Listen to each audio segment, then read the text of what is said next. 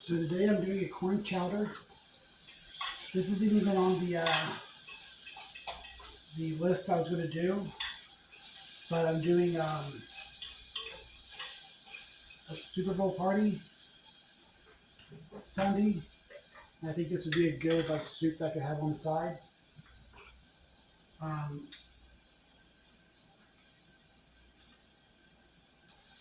I have a mere pot in here, habanero pepper, some bell pepper, garlic.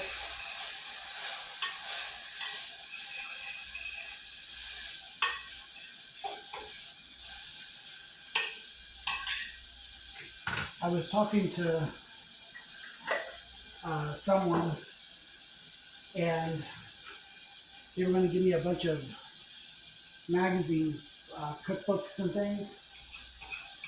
And around this time, everybody was giving me cookbooks. So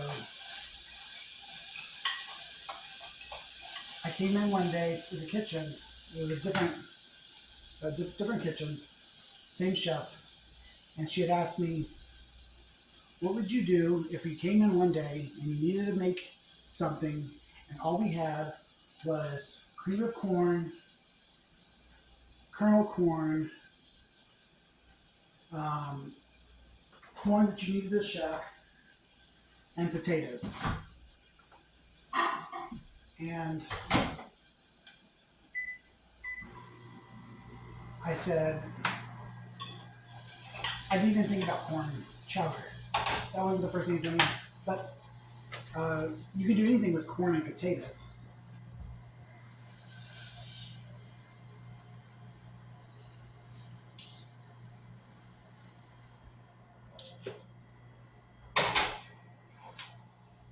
So I wanted to show you how to cook corn on the cob as well. You put it in there for a minute, let it get nice and warm.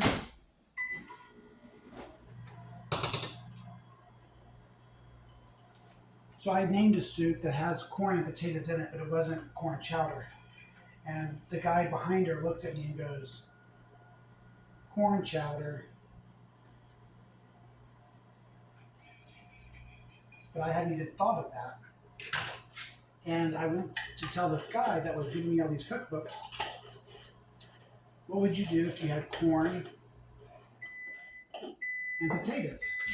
He goes, corn chowder, obviously. And it was funny because that wasn't even a conversation that that's not like a well-known thing, I don't think. But he seemed to know it. And I had already named it a soup that wasn't on the menu, or a soup that she hadn't thought of, that she had to go to other people and ask if they had ever heard of this type of soup. So I just found it kind of interesting that this person knew exactly the soup that she was talking about without ever having met her. So you take the corn cob and you find the stem of it. And this is probably, this one's probably old, so I'm not going to use this. I'm just showing you how to cut it. You cut the end of it off. And then you just peel it out. And that takes the whole cob out. See, it's kind of old at the end. And what I would do is I would coin these. So I have these already coined up over here. And the reason why I wouldn't do this in a senior living community is because it gets hot. It makes it the same reason why I wouldn't do the clam chowders with the shells on it, because it's just hot for the senior community, the people in the senior community to grab a hold of. So just for a little bit more flavor, I'm gonna add some chicken paste or tomato paste.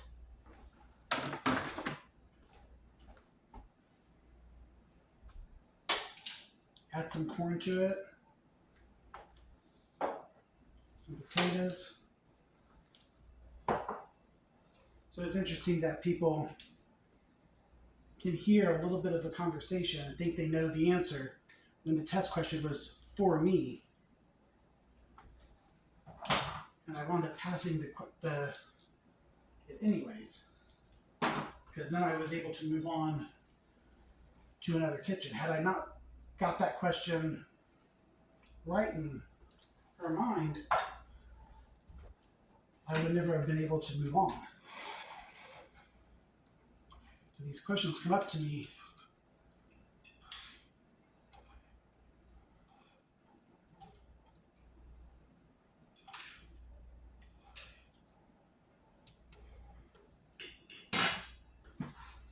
I'm going to do cumin, garlic, and paprika.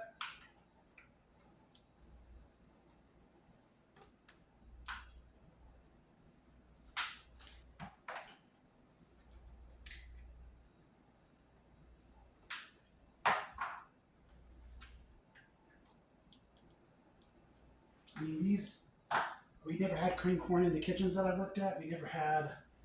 We had the shuck corn, but very rarely. So all we really would have in this situation would be candy corn, but it was funny how she named all of it.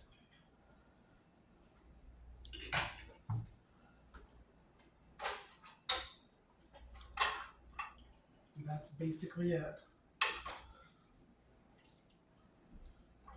I already have these heated up. And here you have it, a corn chowder.